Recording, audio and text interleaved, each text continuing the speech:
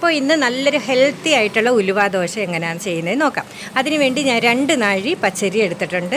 പിന്നെ 1/4 നാഴി ഉലുവ എടുത്തിട്ട് അതിൻ്റെ പകുതി അളവിൽ ഉലുവ എടുത്തിട്ടുണ്ട്. പിന്നെ ചേർത്തത് 1/2 നാഴി ഉഴുന്ന് പരിപ്പാണ്. പിന്നെ ആവശ്യത്തിനനുസരിച്ചുള്ള വറ്റൽമുളകും കൂടെ ഉഴുന്ന് പരിപ്പിൻ്റെ കൂടെ ഞാൻ കുതിർക്കാൻ വേണ്ടി ഇട്ടിട്ടുണ്ട്. ഇനി വൈകുന്നേരം, ഇത് രാവിലെയാണ് കുതിർക്കാൻ ഇട്ടത്. വൈകുന്നേരം ആകുമ്പോഴത്തേക്ക് എല്ലാം നല്ല കഴുകി വൃത്തിയാക്കി നമുക്ക് എല്ലാം കൂടെ നല്ലതുപോലെ അരച്ചെടുക്കാം. അരച്ചതിൻ്റെ കൂടെ നമുക്ക് 1.5 സ്പൂണ് കുരുമുളകും പിന്നെ കുറച്ച് മഞ്ഞൾപ്പൊടിയും കൂടെ ചേർത്ത് വേണം അരയ്ക്കാൻ. ഇനി നമുക്ക് നല്ലതുപോലെ അടച്ച് വെച്ചിട്ട് രാവിലെ ഉപ്പൊക്കെ ഇട്ടിട്ട് നമുക്ക് നല്ലതുപോലെ ഒന്ന് ചുട്ടെടുക്കാം. നല്ല അടിപൊളി ഉലുവ ദോശ ഇട്ടു. ഈ ചൂട് സമയത്ത് ഈ തണുപ്പുള്ള ഉലുവ കഴിച്ചാൽ സൂപ്പറാണ്, വയറിനൊക്കെ നല്ലതാണ്. അപ്പോൾ എല്ലാവരും ഒന്ന് ചെയ്ത് നോക്കണം കേട്ടോ. നല്ല അടിപൊളി ടേസ്റ്റാണ്. അതുപോലെ നിങ്ങൾക്ക് ഇഷ്ടമുള്ള ചമ്മന്തി ഏതാണെന്ന് വെച്ചാൽ അരയ്ക്കാം. ഞാനിവിടെ തേങ്ങാ ചമ്മന്തിയാണ് അരച്ചിരിക്കുന്നത്. പിന്നെ 1-2 ദോശയിൽ ഞാൻ സവാളയും കൂടെ കുഞ്ഞായിട്ട് അരിഞ്ഞിട്ട് ദോശയുടെ മേളിൽ വിതറിയിട്ടിട്ട് ദോശ ചുട്ടായിരുന്നു കേട്ടോ.